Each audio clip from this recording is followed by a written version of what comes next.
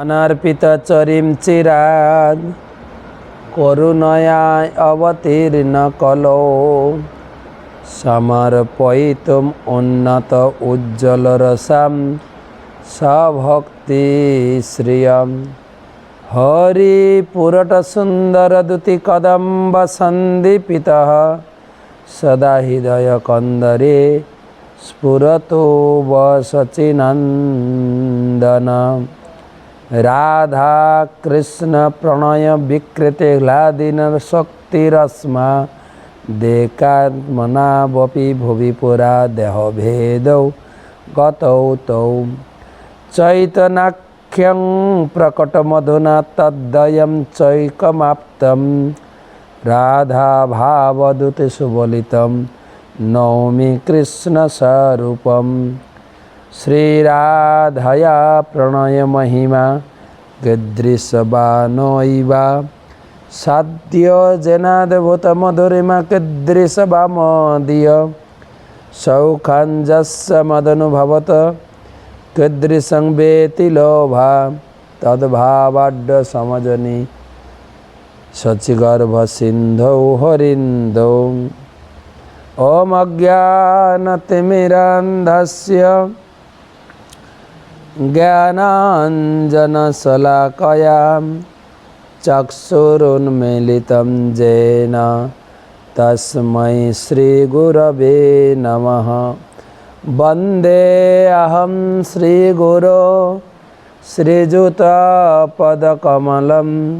श्रीगुरून् वैष्णवांश्च श्रीरूपं साग्रजातं सहगण रघुनाथान्वितं तं सजीवं साद्वैतं सावधूतं परिजनसहितं कृष्णचैतन्यदेवं श्रीराधाकृष्णपादान् सहगण ललिता श्रीविशाखान्वितांश्च नमो ॐ विष्णुपादाय कृष्णप्रेष्ठाय भूतले श्रीमते भक्तिवेदान्त स्वामिनिति नामिने नमस्ते सारस्वते देवे गौरवाणी प्रचारिणे निर्विशेष शून्यवादी पाश्चात्यदेशतारिणे ॐ नीलाचल निवासाय नित्याय परमात्मने बलभद्र सुभद्राभ्यां जगन्नाथाय ते नमः। जय श्री कृष्ण चैतन्य प्रभो नित्यानंद श्री अद्वैत गदाधर श्रीवासदि श्री गौरभक्तबिंद। हरे कृष्ण कृष्ण कृष्ण हरे हरे हरे राम राम राम हरे हरे। जय जय श्री चैतन्य जय नित्यानंद जय अद्वैत चंद्र जय गौरभक्तबिंद। जय जय श्री चैतन्य जय नित्यानंद जय अद्वैत चंद्र जय गौरभक्तबिंद। जय जय श्री चैतन्य जय नित्यानंद जय अद्वैत चंद्र जय गौरभक्तबिंद। तो श्री चैतन्य महाप्रभु এই জগতে আসার মূল কারণ আলোচনা, শ্রী চৈতন্য অবতারের মূল প্রয়োজন, সেই উপলক্ষে আজকে 41তম চৈতন্য সুধা মাধুরী সেমিনার। সাধারণত ভগবান এই জগতে আসেন তিনটে কাজের জন্য। পরিত্রাণায় সাধুনাম বিনাশায় দুষ্কৃতাম ধর্ম সংস্থাপনার্থায় সম্ভবামি যুগে যুগে।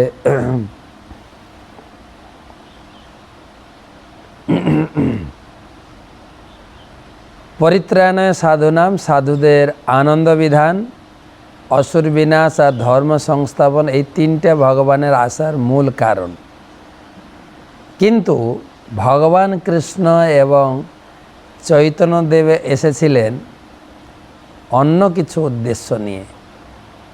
আনুষঙ্গ কর্ম এই অসুর মারণ, যে লাগি অবতার কহি সে মূল কারণ। এই অসুর বিনাশ, এই কাজটা করার জন্য কৃষ্ণ বা চৈতন্য মহাপ্রভু আসেনি, তাদের আরও অনেক উন্নত উদ্দেশ্য ছিল। কি সেইটা? এগুলো পড়ে গেছি, আরেকবার রিপিট করছি, মানে পুনরাবৃত্তি করছি, যাতে এই অধ্যায়টা ভালো করে আমরা বুঝতে পারি। প্রেমরস নির্যাস করিতে আস্বাদনম, রাগ মার্গ ভক্তি লোকে করিতে প্রচারণ।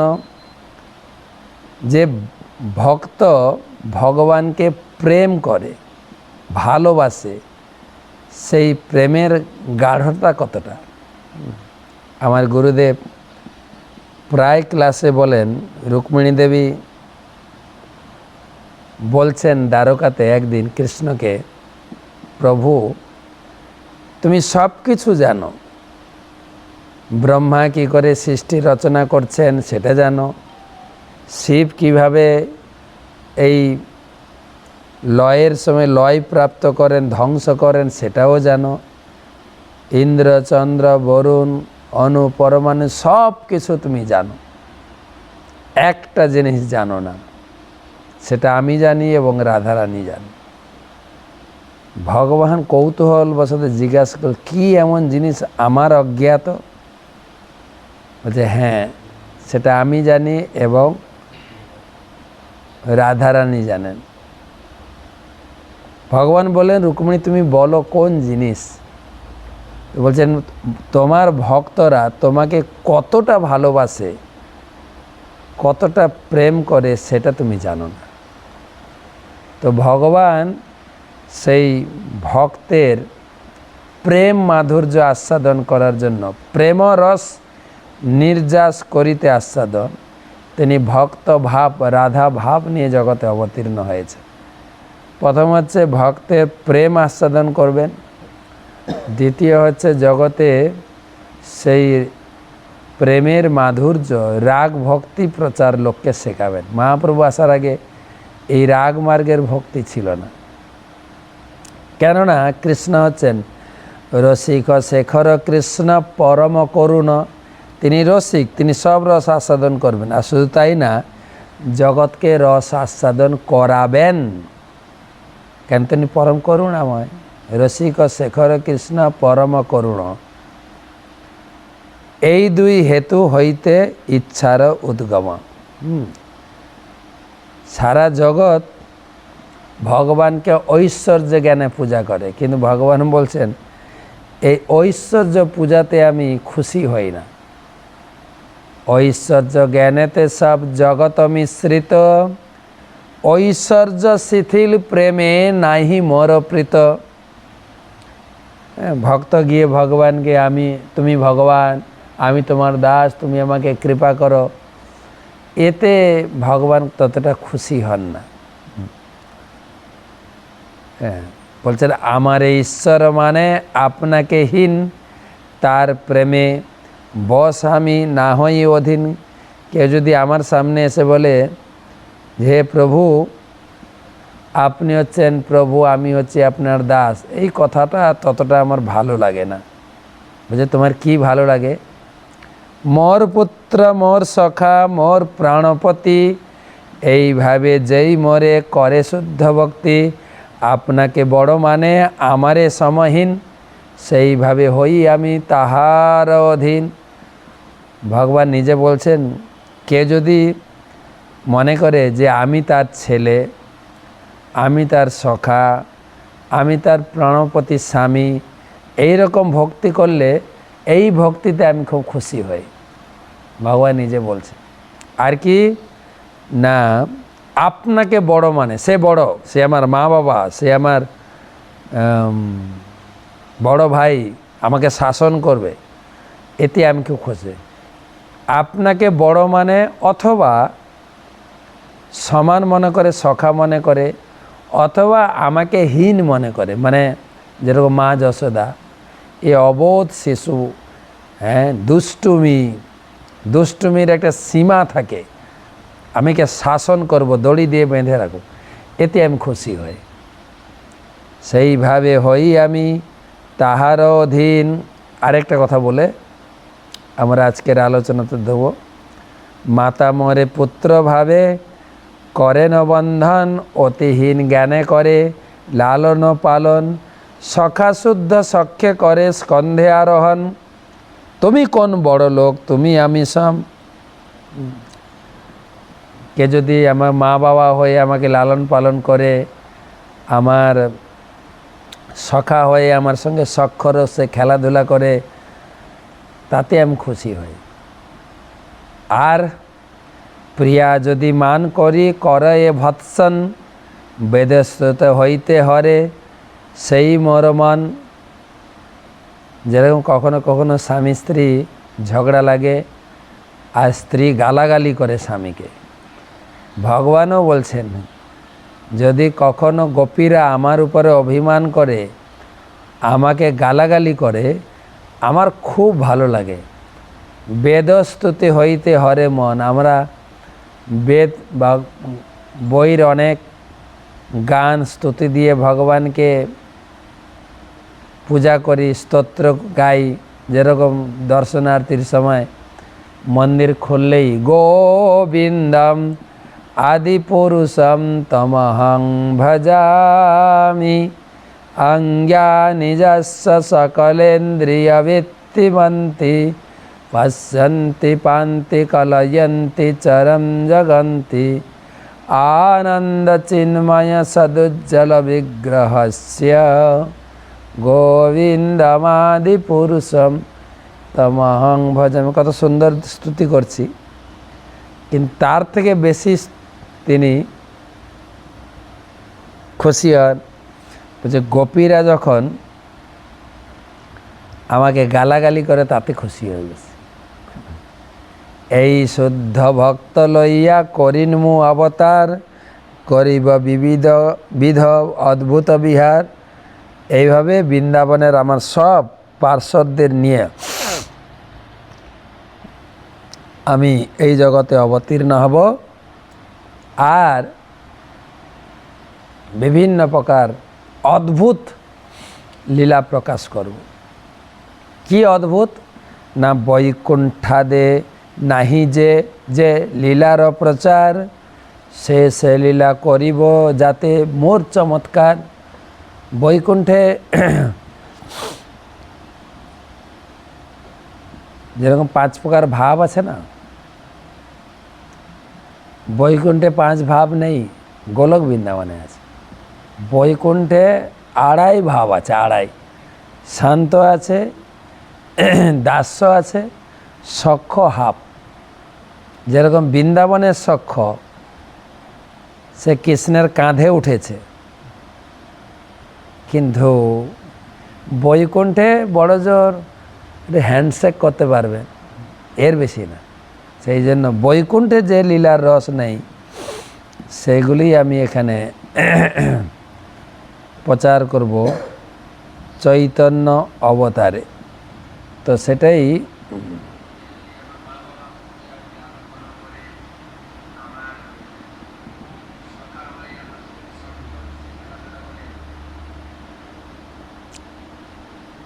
তো আজকের আলোচনা হবে চৈতন্য চরিতামৃত মহাকাব্য আদিলীলা 4th পরিচ্ছেদের 107 থেকে, শ্লোক নাম্বার 107 থেকে আমরা আলোচনা করছি। সেই গোপীদের মধ্যে রাধারানী হচ্ছে শ্রেষ্ঠ। রাধারানী কীভাবে কৃষ্ণকে সেবা করেন, সেই ভাব আলোচনা হচ্ছে রাধা ভাব, আর সেই ভাব নিয়ে চৈতন্য মহাপ্রভু অবতীর্ণ হয়েছেন। দিন রাত কৃষ্ণ বিরহে তিনি উন্মাদতা প্রকাশ করেছেন। শেষ লীলায় প্রভুর কৃষ্ণ বিরহ উন্মাদ, ভ্রমময় চেষ্টার প্রলাপময় বাত। শ্রী চৈতন্য মহাপুরুষ এই রাধা ভাবে বিভাবিত হয়ে তিনি সব সময় কৃষ্ণ বিরহে উন্মাদ, তারপরে ভ্রমপূর্ণ আচরণ এবং প্রলাপময় বাক্য। তার লীলার শেষ ভাগে চৈতন্য মহাপ্রভু কৃষ্ণ বিরহে উন্মাদ হয়েছিলেন, তখন তার আচরণ ছিল ভ্রমপূর্ণ এবং তার বাক্যালাপ ছিল প্রলাপময়। তাৎপর্য, শ্রী চৈতন্য মহাপ্রভু ভগবত বিরহজনিত সর্বোচ্চ ভাব প্রদর্শন করেছেন। প্রভুপাদ এর উপরে তাৎপর্য লিখেছেন, তার সেই দিব্য অবস্থা অত্যন্ত মাধুর্যমণ্ডিত, কিন্তু জড়বাদীরা তা বুঝতে পারে না। কখনো কখনো জড় পণ্ডিতেরা মনে করে যে তিনি ছিলেন রোগগ্রস্ত বা উন্মাদ। এই সমস্ত পণ্ডিতদের সমস্যা হচ্ছে যে তারা সর্বদাই জড় ইন্দ্রিয় সুখভোগের প্রচেষ্টায় লিপ্ত, এবং তাই তারা কখনো ভক্ত ভগবানের অনুমতি সম্বন্ধে অবগত হতে পারে না। এতে চৈতন্য মহাপ্রভুর কথা আলোচনা হচ্ছে। আমরা সেই রথযাত্রার সময় দাসিয়া বাউরির কথা শুনেছি।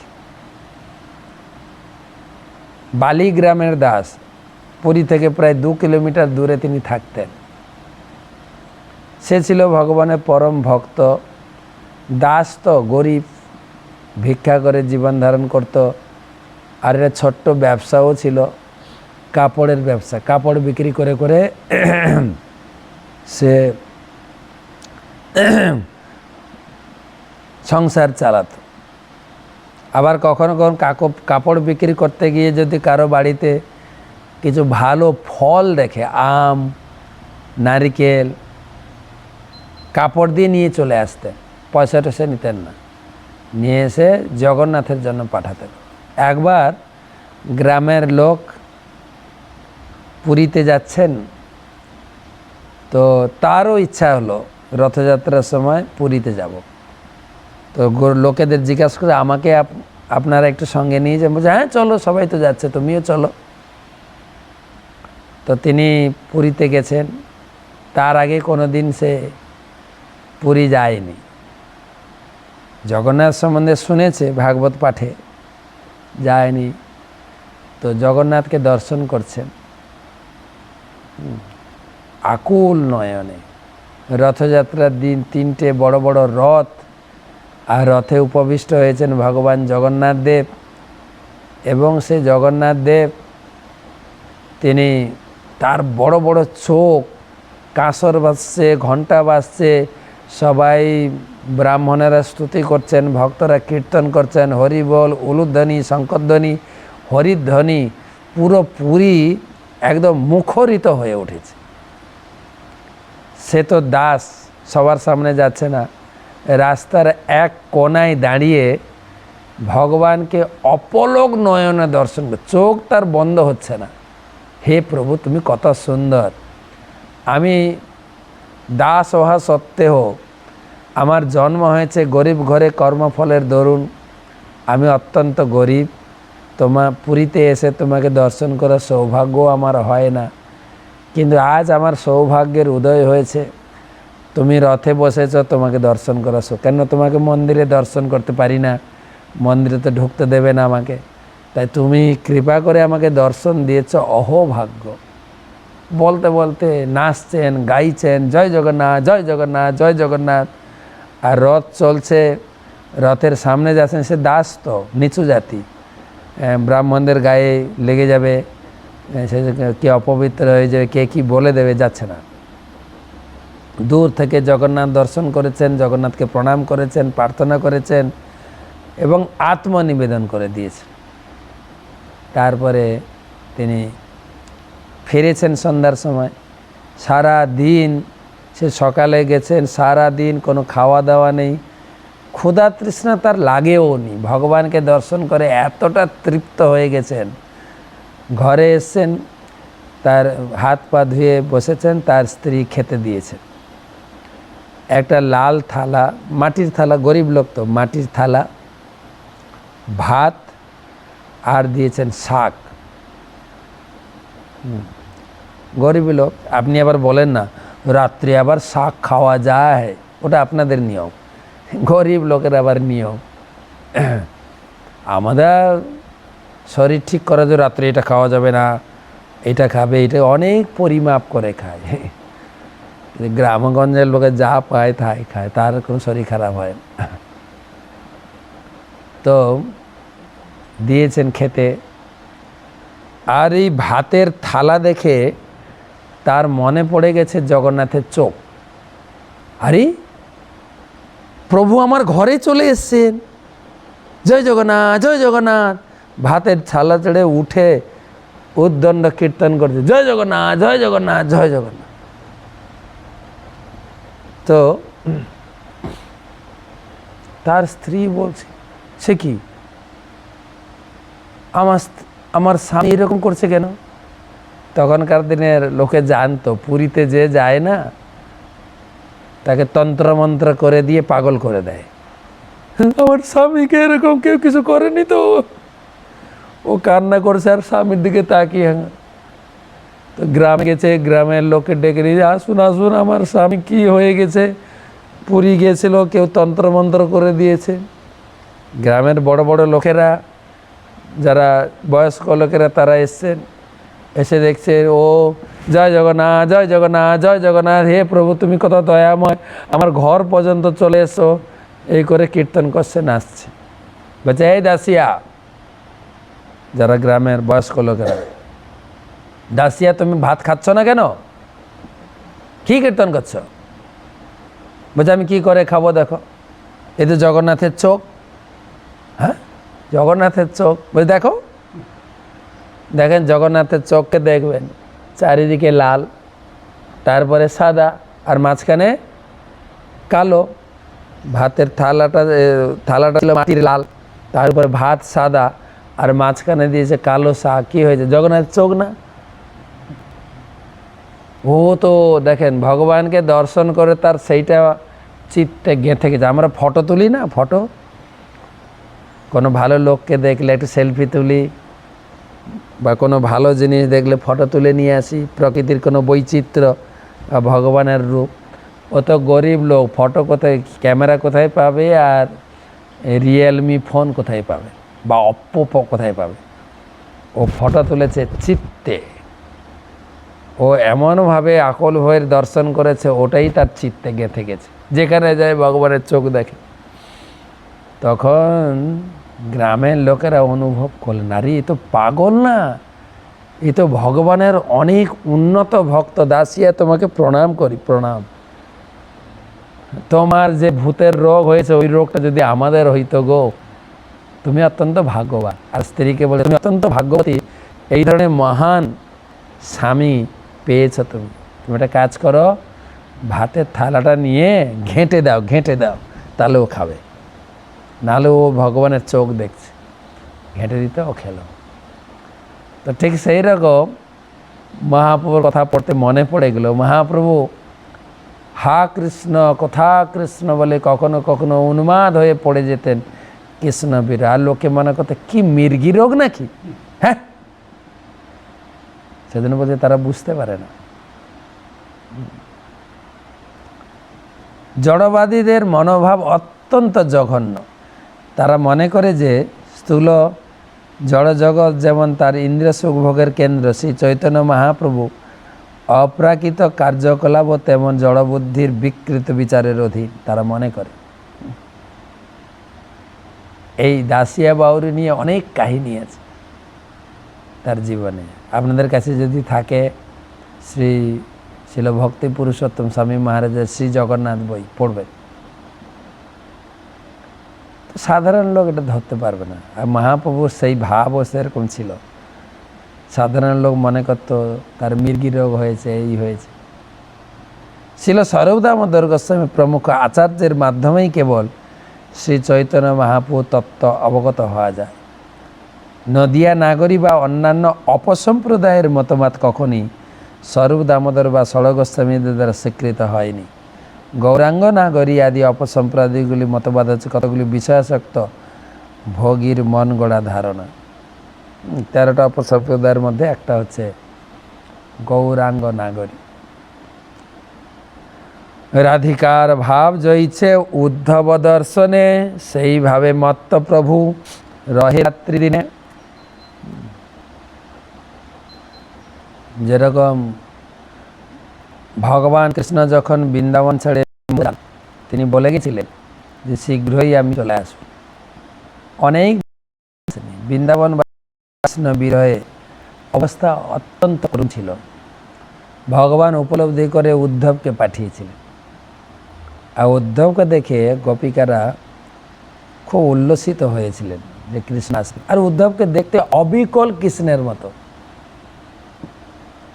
উদ্ধব দেখতে কৃষ্ণের মতো। আর গায়ে যা কিছু ব্যবহার করতেন, পোশাক আশাক বা গয়নাগাটি মালা, সব কৃষ্ণের প্রসাদী। দূর থেকে মনে হলে ভ্রম হয়ে যেত এই কৃষ্ণ। কিন্তু চেহারা মিল হতে পারে, পোশাক মিল হতে পারে, ভাবের মিল তো হয় না।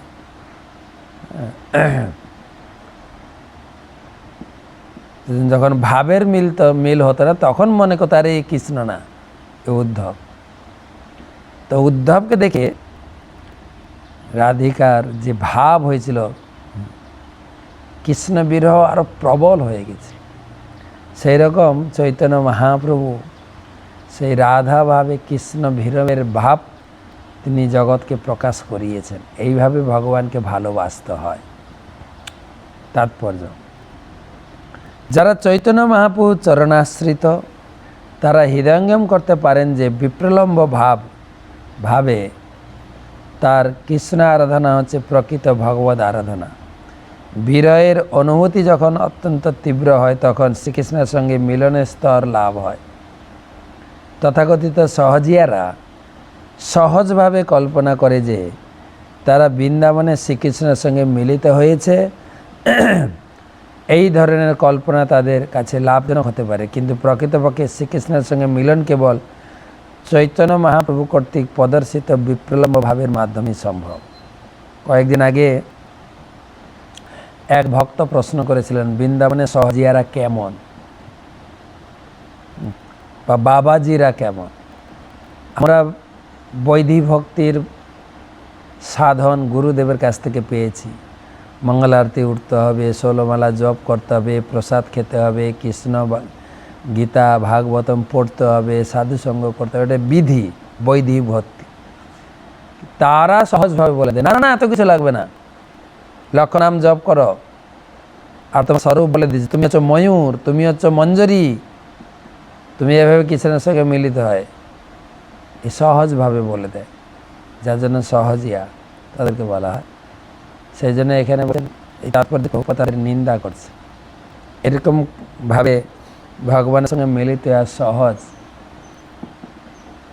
রাত্রে প্রলাপ করে স্বরূপের কণ্ঠ ধরি, আপন ভাব কহে উঘাড়ি। আর এই ভাব তিনি অন্তরঙ্গ কয়েক ভক্তের সঙ্গে, বিশেষ করে 3.5 জন ভক্তের সঙ্গে শেয়ার করতেন। তার বর্ণনা শাস্ত্রে পাওয়া যায়। 3.5 জন। কে কে 3.5 জন? রায় রামানন্দ, স্বরূপ দামোদর, শিখি মাইতি, 3 জন। আর শিখি মাইতির বোন মাধবী দেবী, স্ত্রী মানে হাফ, সেজন্য 3.5 জন বলা হয়েছে। গম্ভীরাতে, পুরীতে গম্ভীরাতে মধ্যরাত্রে তিনি কবি বিদ্যাপতি, চণ্ডীদাস এইসবের রাধারানীর পথ পড়তেন। আর স্বরূপ দামোদরের কণ্ঠ ধরে, গলা জড়িয়ে ধরে, স্বরূপ দামোদর হচ্ছে ললিতা আর তিনি হচ্ছেন রাধারানী। হা কৃষ্ণ, কৃষ্ণকে কোথায় পাবো? আর সর্বদামোদর কি করতেন, কিভাবে প্রবোধ দিতেন? ললিতা যবে এই ভাব উঠে প্রভুর অন্তর, সেই গীতি শ্লোকে সুখ দেন দামোদর। মহাপুর ভাব অনুযায়ী কখনো সুখের ভাব আসতো তখন সুখের গান গাইতেন, কখনো দুঃখ কৃষ্ণ বিরহে কৃষ্ণ বিরহের গান গাইতেন।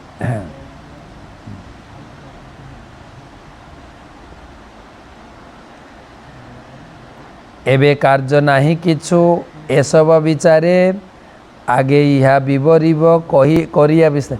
এখন এগুলো আমি বর্ণনা করছি না, এর বর্ণনা আমি পরে দেব।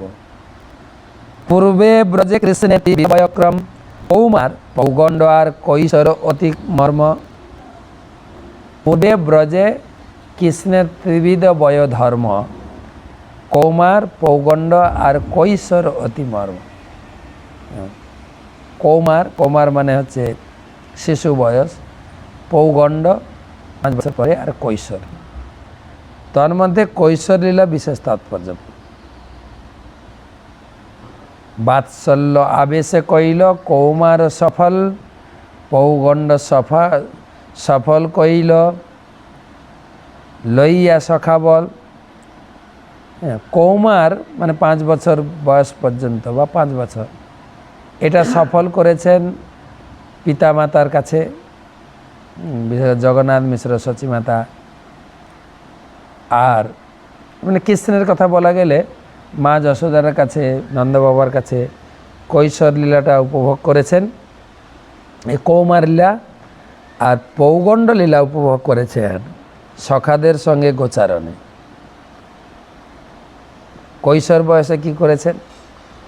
রাধিকাদি লইয়া কইল রাসাদি বিলাস, বাঞ্ছা ভরি আস্বাদিল রসের নির্যাস। আর কৈশোর বয়সে তিনি রাধিকা বা গোপীদের সঙ্গে তিনি রাসলীলা আস্বাদন করেছেন।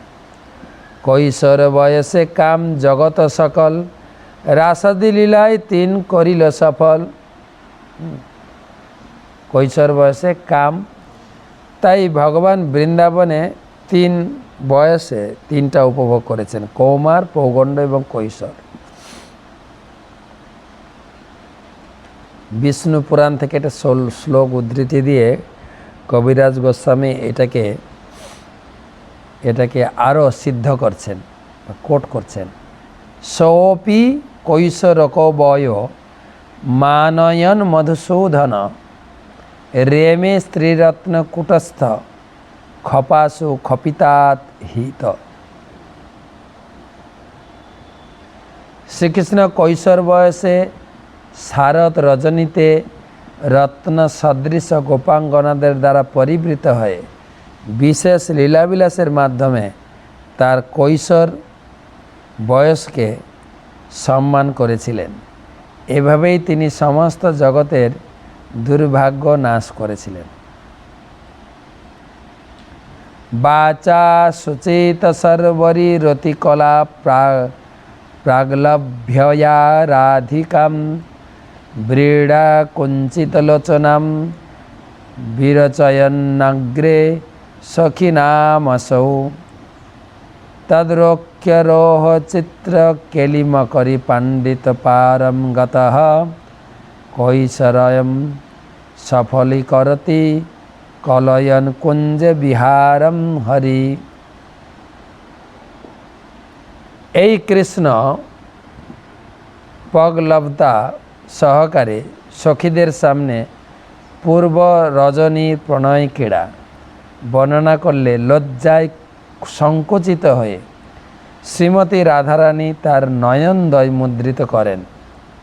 শ্রীকৃষ্ণ তখন তার বক্ষ পরে মকর আদি চিত্র অঙ্কন করে বিশেষ চাতুর্য প্রকাশ করেছিলেন।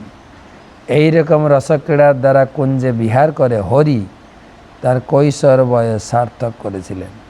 এই শ্লোকটি শিল রূপ গোস্বামীকৃত ভক্তি রসামৃত সিন্ধু থেকে উদ্ধৃত। হরি রেশ ন চেদ বাতরিষ্য, মথুরায়াম মধুরাক্ষী রাধিকা চ, অভবিষ্যদিয়ং বৃথা বিশিষ্টিম অকররাকস্তু বিশেষত তদ্দাত্র। হে মধুরাক্ষী, যদি মথুরায় শ্রীহরি ও রাধিকা প্রকট না হতেন তাহলে এই সমস্ত সৃষ্টি, বিশেষ করে প্রেমের দেবতা কামদেব বিফল হতেন। শ্রী রূপ গোস্বামী বিদগ্ধ মাধব গ্রন্থে বৃন্দা দেবীর প্রতি পৌর্ণমাসীর উক্তি। এই মত পূর্বে কৃষ্ণ রসের সদন, যদ্যপি করিল রস নির্যাস চর্বণ, তথাপি নহিল তিন বাঞ্ছিত পুরাণ, তাহা আস্বাদিতে যদি করিল যতন। সমস্ত রসের আধার শ্রীকৃষ্ণ যদিও মধুর রসের নির্যাস আস্বাদন করেছিলেন, তবুও তার তিনটি মনোবাঞ্ছা পূর্ণ হয়নি। সেই মনোবাঞ্ছা পূর্ণ করার জন্য তিনি সচেষ্ট হয়েছেন। শ্রীকৃষ্ণ বৃন্দাবনে এই সমস্ত লীলা আস্বাদন করলেও তিনটা বাঞ্ছা পূর্ণ হয়নি। তাহার প্রথম বাঞ্ছা করিয়ে ব্যাখ্যান, কৃষ্ণ ক্ষয়ে আমি হই রসের নিদান। এই তিনটা বাঞ্ছা সম্বন্ধে পরের বৃহস্পতিবার শোনাব। ধীরে ধীরে আলোচনায় থাকেন। মোটামুটি আজকে 120 পর্যন্ত আলোচনা করলাম। একটা বিষয় আলোচনা করব, পরশুদিনের ক্লাসে অনেকে একটা বিষয় জানতে চাইছেন যে ভগবান কি করে লোন নিয়ে বিয়ে করলেন। আমি বলেছিলাম বলবো বলে, তো গতকালকে তো একাদশী ছিল, একাদশী মাহাত্ম্য পড়তেই সময় চলে গেল। ভগবান কি করে, কি লোন নিয়ে বিয়ে করলেন, এ একটা মজার কাহিনী। ভগবান লোন নিয়ে বিয়ে করেছেন।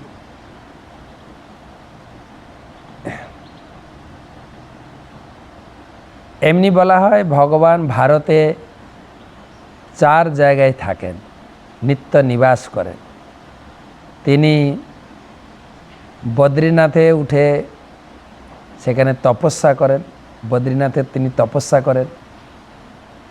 তারপরে তিনি যান দ্বারকাতে, সেখানে গিয়ে তিনি সাজগোজ নিজেকে শৃঙ্গার করে, কেন সেখানে তার 16,108 মহিষী আছেন, তাকে শৃঙ্গার অত্যন্ত সাজাবট হয়ে তিনি রাজকার্য পরিচালনা করেন তার রাজধানী দ্বারকা।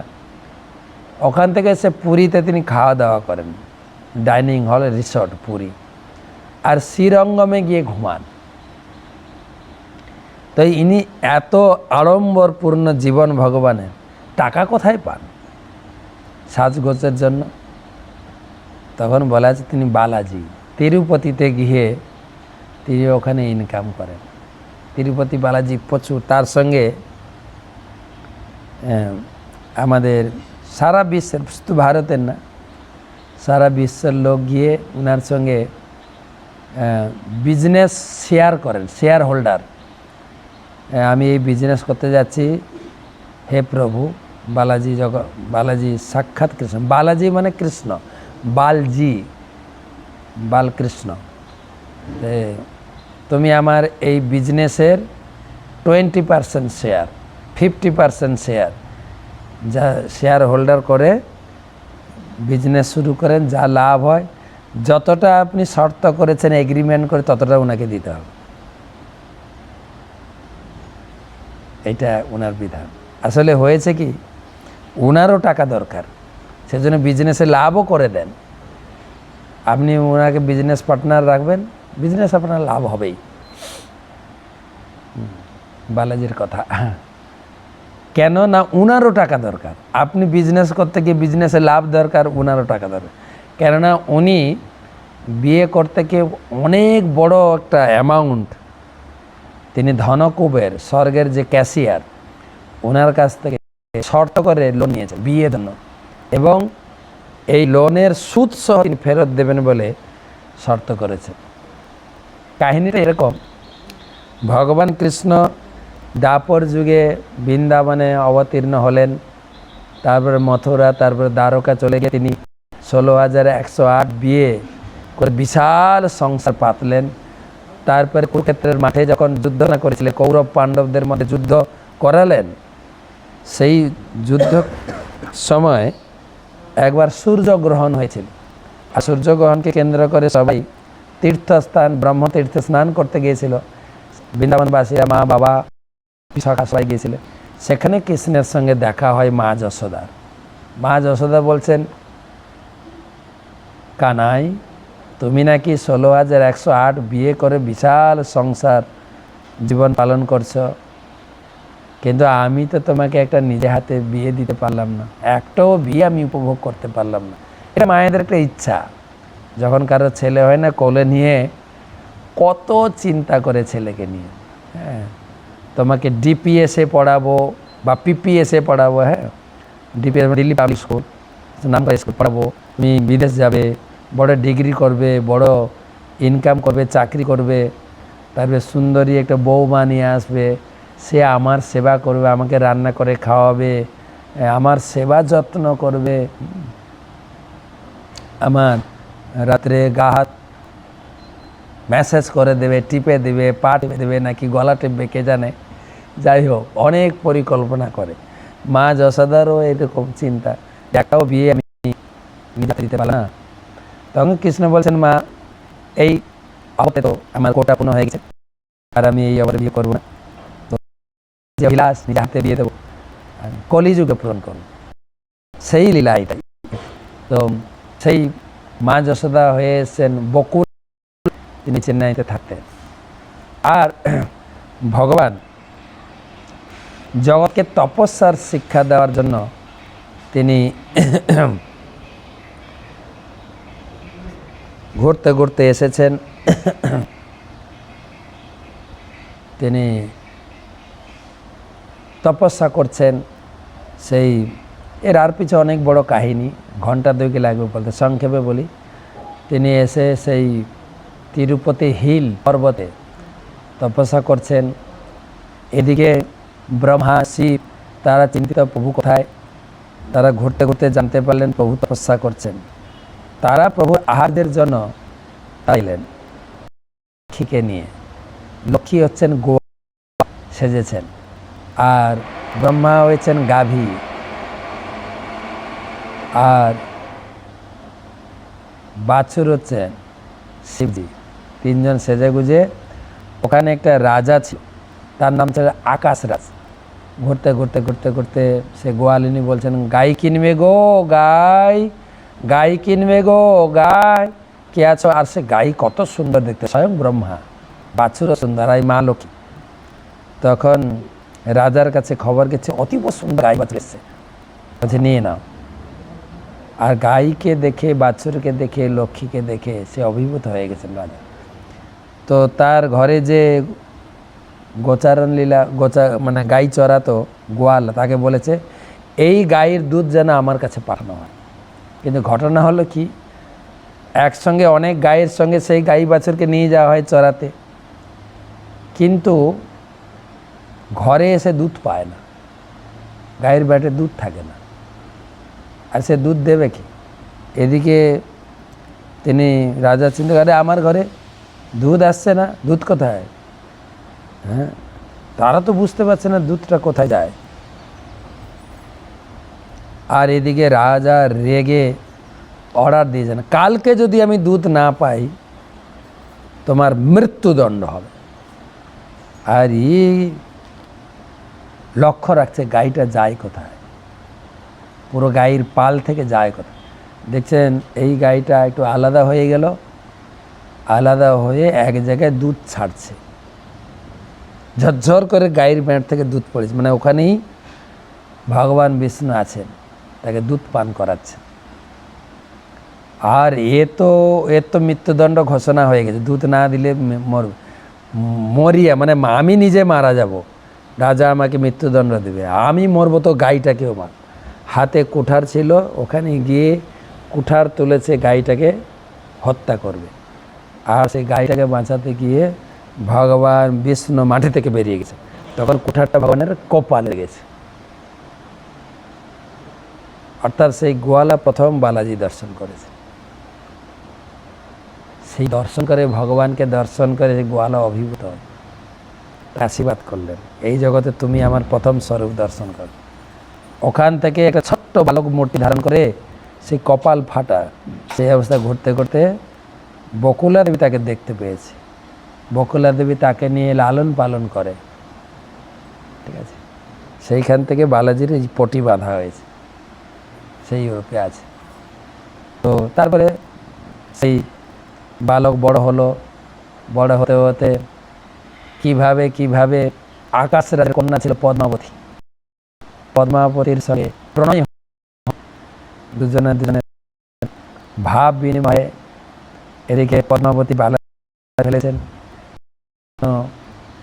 তার আর কোনো কিছু উদাসীন, খাওয়া দাওয়া করে না, শরীর শুকিয়ে যায়। এদিকে বকুলা দেবী বলছেন তুমি বড় হয়েছে, এবারে বিয়ে টিয়ে করো। বলছে হ্যাঁ মা, আমি বিয়ে করবো, আমি নিজে মেয়ে, তুই বল কাকে বিয়ে করবে, আমি সব ব্যবস্থা করব। তখন সে বলে রাজকন্যা পদ্মাবতীকে আমি বিয়ে করবো। বকুলা দেবীর মাথায় হাত, আরে আমরা কুড়ে ঘরের লোক, তুমি রাজকন্যাকে ভালোবেসেছ, কি করে সম্ভব? এটা তো অসম্ভব। হ্যাঁ, কুঁড়ে ঘরের রাজকন্যা থাকবে, আর রাজা বা রাজি হবে কি করে? বলছে মা তুমি কোনো চিন্তা করো না, তুমি যাও, আমাদের বিয়ের প্রস্তাব নিয়ে তুমি রাজার কাছে যাও। মা তো মোটেই রাজি হয়েছে। বলছে তুমি যাও না মা, আমার কথা শুনে যাও। মাকে পাঠিয়েছেন বিয়ের প্রস্তাব নিয়ে, আমার ছেলের সঙ্গে তোমার মেয়ের বিয়ে। এদিকে সেই যুবক বালাজি সে একটা ওঝার রূপ ধারণ করে মায়ের আগে চলে গেছে রাজদরবারের সামনে রাস্তায় ঘোরাঘুরি করছে, আমি ওঝা, আমি জ্যোতিষী, কার বাড়িতে কোনো যদি রোগী থাকে আমি ঝাড়ফুঁক দিয়ে সব ঠিক করে দেব, আমি হস্তবিচার, ভাগ্য বিচার করতে পারি। সেইটা শুনে একজন দাসী গিয়ে রাজমাতাকে বলছেন একজন জ্যোতিষী এসছে, আমাদের যে রাজকন্যার কি হয়েছে একটু হস্তবিচার করলে হয়। তো তাকে নিয়ে আসা হয়েছে। নিয়ে এসে বলছেন আমাদের রাজকন্যার একটু ভাগ্য বিচার করা দরকার, ধীরে ধীরে সে কেমন উদাসীন, সব কিছু ত্যাগ করেছে। ঠিক আছে, আমি দেখছি, তবে আপনারা কেউ থাকতে পারবেন এখানে, আমি আর ও থাকব। সেই বিশ্বাস ওঝার কাছে ছেড়ে দিয়ে সবাই চলে গেছে। আর দুজনের চোখের মিলন, সেই তো বালাজি আর সেই পদ্মাবতী। বলছে তুমি দুঃখ করো না, শীঘ্রই আমার মা বিয়ের প্রস্তাব নিয়ে আসছে, তো তোমার বাবা রাজি হয়ে যাবে, আমাদের বিয়ে হবে, তুমি চিন্তা করো না। তো তখন বেরিয়ে এসে রাজমাতাকে বলছেন তোমার মেয়ের কঠিন রোগ হয়েছে, এটা খুব ধ্যান সহকারে শুনতে হবে, আর এটাকে গাম্ভীর্য সহকারে বিচার করতে হবে। সবাই অবাক, কি না বকুলা দেবীর ছেলে সেই বালাজিকে ভালোবেসে বলে তাকে বিয়ে দিতে হবে, তাকে বিয়ে না দিলে এর এই রোগ ভালো হবে না। তো আমি যতটুকু জানতে পারছি সেই বকুলা দেবী তোমাদের বাড়িতে আসছেন বিয়ের প্রস্তাব নিয়ে, তোমরা রাজি হয়ে যাবে, ঠিক আছে, রাজি হয়ে বিয়েটি এসব ঠিক ব্যবস্থা করো, তাহলে ধীরে ধীরে তোমাদের রাজকন্যা সুস্থ হয়ে উঠবে। সে জ্যোতিষের কথা অনুযায়ী বিয়ের প্রস্তাব ঠিক হয়ে গেল, বকুলা দেবীর সামনে বিয়ের লগ্ন তারিখ ঠিক হয়ে গেল। এখন সমস্যা হচ্ছে ছেলে হচ্ছে কুঁড়ে ঘরের, মেয়ে হচ্ছে রাজকন্যা। তখন তিনি সমস্ত দেবতাদেরকে ডাকলেন, কেউ বললেন স্বর্গে গেছেন, সমস্ত দেবতাদেরকে ডেকে মিটিং করছেন, আমি বিয়ে করব, আমার লোন লাগবে। স্বর্গরাজ ইন্দ্র, ধনকুবের বলছেন প্রভু সবই তো আপনার আবার লোন নেওয়ার দরকার আছে। বলছে না, আমার হলেও আমি যদি নিজের মতো খরচা করি, তোমরাও নিজের মতো খরচা করা শুরু করো, আমি এটা সিস্টেম করে দিয়ে যাবো, আমার লোন দরকার, ইন্টারেস্ট সহ মেটাবো, তো সেই জন্য আমাকে লোন দাও। আর ভগবান যা চাইছেন সবাই রাজি, সেই হচ্ছে লোন। সেই লোন নিয়ে ভগবানের বিয়ে হয়েছে। আর সেই বিয়ে বাড়ি রাজকীয় না, স্বর্গীয় বিয়ে। হ্যাঁ, অগ্নিদেব এসেছেন, রান্না করেছেন, বায়ুদেব এসেছেন, সব বিশাল বর্ণনা, পড়ছিলাম, বিশাল বড় না। তো বললো কথা না, বিয়ের আর বিয়ে অনুষ্ঠান হয়েছে। আজ এইভাবে বিজনেসম্যানের শেয়ার হোল্ডার বা টাই আপ করে তিনি লোন ফেরত দিচ্ছেন, প্রচুর টাকা টাকা কয়েক হাজার লোক আছে, প্রচুর লোক প্রণামী ফেলে। আর আপনি যাই শর্ত করবেন সেটা আপনাকে দিতে হবে, কিন্তু নাহলে ঠিক কেড়ে নেবেন ভগবান, ঠিক কেড়ে নেবেন। একজন লোক শর্ত করেছে যে বেশি বড় বিজনেস না, এবারে যা লাভ হবে তো তোমার 20%, 25% হোল্ডার, আমি 75, তো 1 লাখ টাকা লাভ হয়েছে, তো ভগবান কত পাবে? 25,000 টাকা পাবে। কিন্তু লোভী তো টাকা চায় না, কিন্তু ভগবানের সামনে গেছে, মনও ধুকধুক করছে, আরে আমি কথা দিয়েছি ভগবানকে। তো মন্দিরে গেছে, ভগবানকে দর্শন করে, ওখানে হুন্ডি বসানো আছে, প্রণামী বক্স, বড় বড় প্রণামী বক্স। তো ওখানে একটা 2,000 টাকার নোট দিচ্ছে, আমাদের ভারতে 1,000 টাকা নেই, 2,000 টাকার নোট দিয়ে ফেলতে যাচ্ছে, তার একটা আংটি ছিল মূল্য 25,000 টাকা, ওই আংটিই পড়ে গেছে। ভগবান কেড়ে নেবে আপনাকে, যে ভাই ওর সন্তান নেই, ধনী লোক, কিন্তু লোকে বলে না আটকুড়া, বলে না এই তো মুখ দেখবো না। তো অনেক দুঃখ নিয়ে ভগবান করছে, বাবাকে আমি একটা সন্তান প্রাপ্ত হই, যে আমি যা সন্তান পাবো তোমাকে দিয়ে দেবো, তোমাকে দিয়ে দেবো। একটা ছেলে, এবার বলুন, ভগবানকে তো বলে দিয়ে ছেলে হয়েছে, ছেলের মমতা, ছেলে ধীরে ধীরে বড় হয়েছে, ছোট্ট বালক, ছেলের হাত ধরে মন্দিরে গেছে দর্শন করতে, কথা দিয়েছেন দিয়ে দেবে, কিন্তু মমতা অবস্থা দিতে পারছে না, কিন্তু মনে একটা আবার সবসময় একটা সেই চিন্তা আছে, আমি কথা দিয়েছি। যাই হোক, চলে আসছেন, ছেলেকে হাত তুলে, ছেলের হাত দিয়ে প্রণাম, উঁচু, ছেলেকে তুলেছেন, ছেলের হাত দিয়ে প্রণামী বক্সে প্রণামী দেবে, আর ছেলে প্রণামী দিতে থেকে ছেলেটাই পড়ে গেছে হইতে, আর চিৎকার করছে আমার ছেলে পড়ে গেছে, ছেলে হাউ হাউ করে কাঁদছে, চিৎকার, সব সিকিউরিটি চলে এসে ছেলেটাকে উদ্ধার করা হয়েছে। এখন প্রণামী বক্সে যা পড়বে তো ভগবানের, এ কান্না করছে।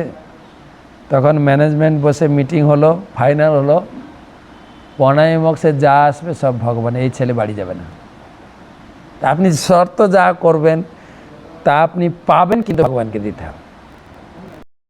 অনেক কাহিনী আছে, কালকে আর একটু শোনাবো, আজকে এইখানে রাখি, অনেক রাত হয়ে গেছে। শুভরাত্রি।